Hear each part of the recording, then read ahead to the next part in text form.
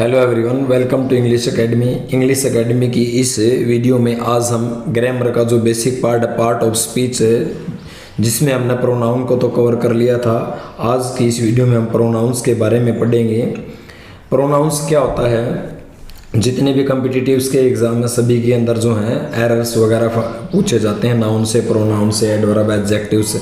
तो जो part of speech है ये आपके लिए बहुत ही ज़्यादा इंपॉर्टेंट है। प्रोनाउंस जब एक्टिव पैसिव है या जो नरेशन वगैरह है उसके अंदर आपके लिए बहुत काम आएंगे।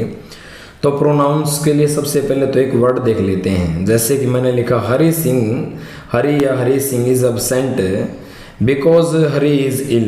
ठीक है, ये वाक्य भी गलत नहीं है। It is better to avoid the repetition of the nouns Hari and सी।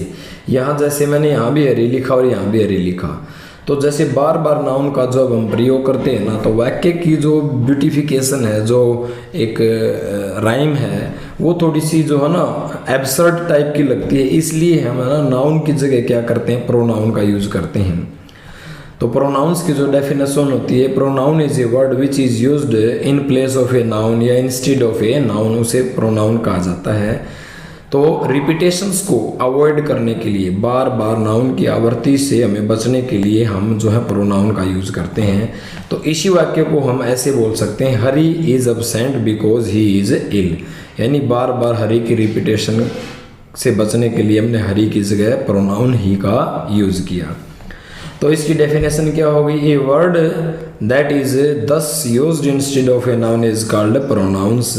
यानी जो नाउन की जगह प्रयोग किए जाते हैं उसे प्रोनाउंस कहा जाता है। प्रोनाउंस का मतलब होता है मीन्स फॉर ए नाउन। किसके लिए? नाउन के लिए। जैसे कुछ एग्जांपल्स हैं, आई एम यंग। ठीक है, आई, इसके अंदर प्रोनाउन क्या है? आई है, और आई जो है फर्स्ट पर्सन है। यू आर यंग, यू क्या है? सेकंड पर्सन है। वी आर यंग, तो आई, माई, मी, वी, आवर, वस, ये सारे के सारे फर्स्ट पर्सन के प्रोनाउन हैं। और दे आर यंग, यानी कि ही, सी, इट, दे, देयर, देम, ये क्या है? थर्ड पर्सन के प्रोनाउन हैं। ही, सी, इट, यानी हम he is young, she is young, ये हम इसका यूज़ कर सकते हैं। यहाँ पर ही है, सी है, इट है, ये क्या है? वही थर्ड पर्सन का प्रोनाउन है। अगला एग्जाम्पल देखते हैं, Sumit is my best friend. Sumit मेरा सबसे अच्छा दोस्त है। He is an honest person, बहुत ही ईमानदार है। आई लाइक हिम, मैं उसे पसंद करता हूँ। His father is an engineer, उसके पिता इंजीनियर हैं। तो ये पूरे के पूरे वाक्य में कहाँ कहाँ प्रोनाउन का यूज़ किया गया। नाउन क्या है? सुमित है, इसकी जगह हमने प्रोनाउन ही का यूज़ किया। आई यहाँ क्या है? प्रोनाउन से फर्स्ट पर्सन का प्रोनाउन है। हिज क्या है? पॉसेसिव प्रोनाउन है। His father is an engineer, तो ये क्या है? पॉसेसिव प्रोनाउन है। तो प्रोनाउन की जो है एक बेसिक सी डेफिनेशन हमने की। इसके बाद देखते हैं कि प्रोनाउन के काइंड्स कौन कौन से हैं। काइंड्स ऑफ प्रोनाउंस, सबसे पहला है पर्सनल प्रोनाउन, जिसको हिंदी में पुरुषवाचक सर्वनाम कहा जाता है। सेकंड पॉसेसिव प्रोनाउन, पॉसेसिव का मतलब पोजेशन यानी कि अधिकार होना, अधिकारवाचक सर्वनाम। डिमॉन्स्ट्रेटिव प्रोनाउन यानी कि संकेतवाचक सर्वनाम। डिस्ट्रीब्यूटिव प्रोनाउन, जिसको हिंदी में कहते हैं व्यष्टिवाचक। आपको हिंदी में ज़्यादातर देखने की जरूरत नहीं है, फिर भी मैंने ये लिख दिए हैं distributive pronouns. Reciprocal pronouns, reciprocal यानी कि पारस्परिक, जिनका इंटर रिलेशन है, पारस्परिक संबंधवाचक सर्वनाम। और छठा है रिफ्लेक्सिव प्रोनाउन, निजवाचक सर्वनाम। इसके बाद है नंबर 7 एम्फेटिक या एम्फेसाइजिंग प्रोनाउंस। एम्फेटिक का मतलब होता है किसी चीज़ पर जोर देना, दबाव देना, तो इनको दबाव सूचक प्रोनाउन कहा जाता है। फिर नंबर 8 है इनडेफिनेट प्रोनाउंस। डेफिनेट होता है निश्चित, इनडेफिनेट होता है अनिश्चित, तो अनिश्चयवाचक सर्वनाम।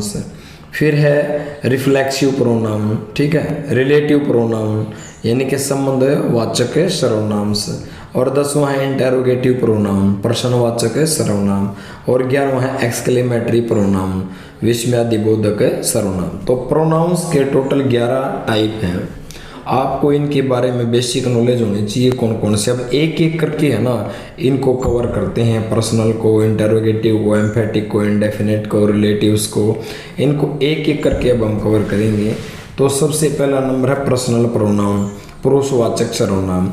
आई है, me, we, us, you, he, she, her, it, they, them, ये जितने के सारे हैं, इन सभी को क्या कहा जाता है? Are called personal pronoun. सभी को पर्सनल प्रोनाउन यानी व्यक्तिवाचक जो है, पुरुषवाचक सर्वनाम कहा जाता है। एज, क्योंकि they take the place of a particular person, क्योंकि ये किसी विशेष पर्सन का या विशेष जो थिंग है, पर्टिकुलर जो थिंग है, पर्टिकुलर पर्सन है, उसकी जगह लेते हैं। इसीलिए I, me, we, our, us, he, him, his, her, they, them, all these are called personal pronouns because they stand for 3 persons, क्योंकि इसके 3 पर्सन्स होते हैं।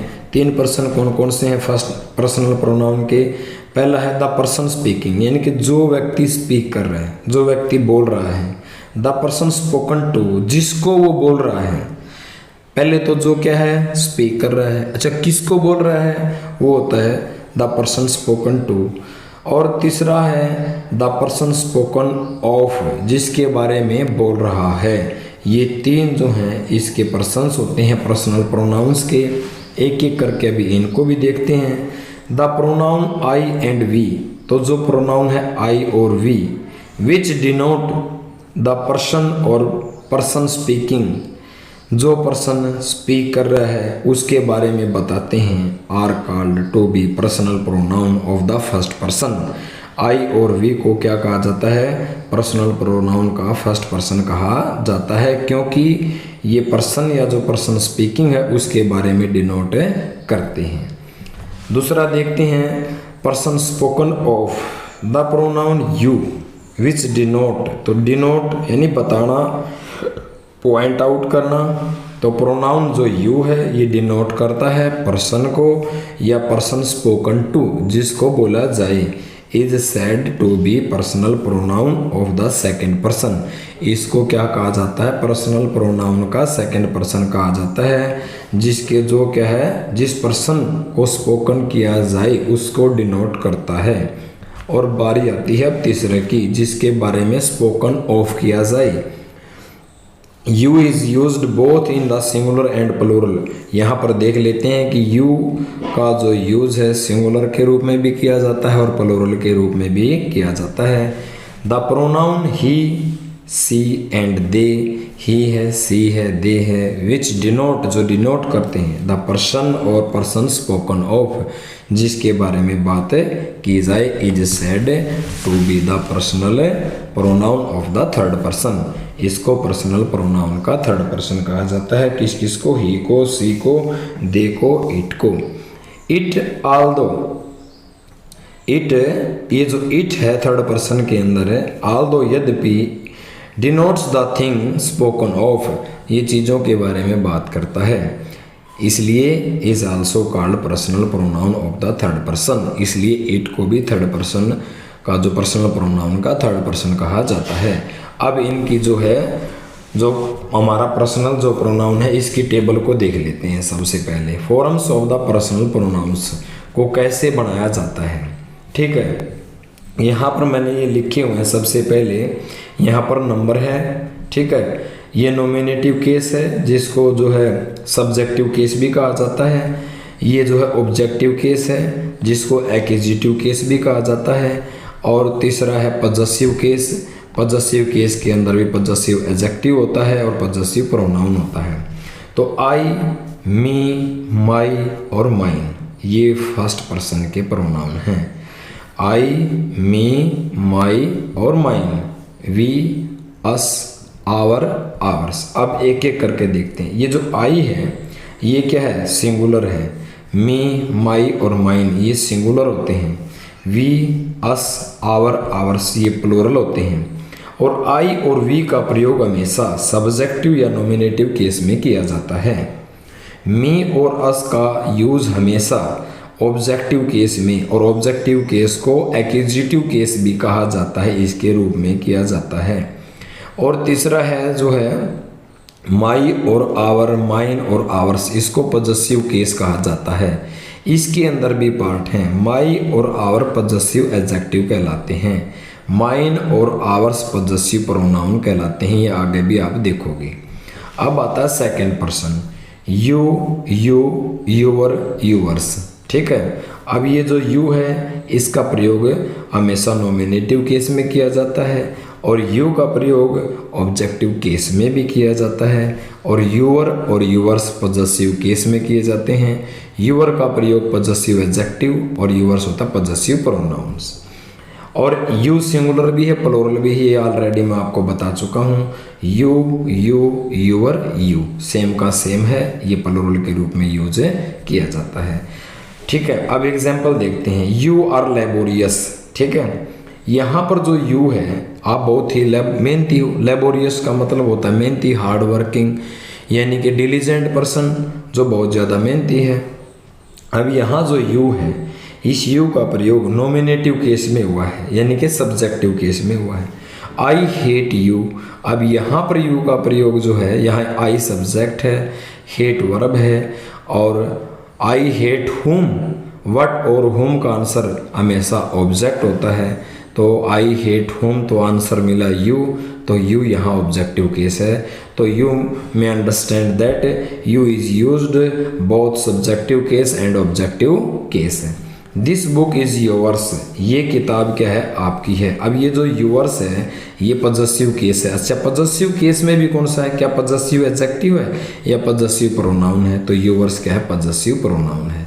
This is your book, this is your book, ये आपकी किताब है। Your क्या है भाई, योर जो है आपका सेकंड पर्सन है और पॉजेसिव में है, पॉजेसिव केस है। पॉजेसिव केस में योर क्या है, यहाँ पर एडजेक्टिव है, विशेषता बताए है ये आपकी बुक है। और यहाँ पर जो है योर्स पॉजेसिव प्रोनाउन है।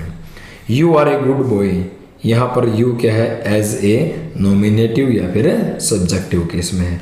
तो यहाँ पर इन एग्जाम्पल्स में आपने ये समझा यू का प्रयोग सब्जेक्टिव केस में भी किया जाता है, ऑब्जेक्टिव केस में भी किया जाता है। यूअर पॉजेसिव केस में होता है, पॉजेसिव एडजेक्टिव होता है और यूअर्स पॉजेसिव प्रोनाउन होता है। अब देखते हैं थर्ड पर्सन। ही है, हिम है, ठीक है, हिज है और हिज है। ही, हिम, हिज, हिज। सी, हर, हर और हर्स। अब ही जो सी है और इट है ये नॉमिनेटिव केस में यानी सब्जेक्टिव केस में यूज किए जाते हैं। हिम है, हर है और इट है ये ऑब्जेक्टिव केस में यूज किए जाते हैं। और ये जो हैं हिज, हर, हर्स, इट, ठीक है, ये पॉजेसिव केस में होते हैं। हिज, हर और इट्स पॉजेसिव एडजेक्टिव कहलाते हैं और हिज, हर्स और ये पॉजेसिव प्रोनाउन कहलाते हैं। इट क्या है, ये तो जो है न्यूट्रल जेंडर है बिल्कुल, यानी कि जो निर्जीव होता है। अब आता है, ये तो सिंगुलर थे, अब थर्ड पर्सन के अंदर आता है प्लूरल। दे, देम, दे सब्जेक्टिव केस में, देम ऑब्जेक्टिव केस में। देयर क्या है, पॉजेसिव केस में, और पॉजेसिव केस में किसके लिए, पॉजेसिव एडजेक्टिव के लिए। और देयर्स होता है पॉजेसिव केस में पॉजेसिव प्रोनाउंस के लिए। तो आज की इस वीडियो में हम इतना ही करेंगे।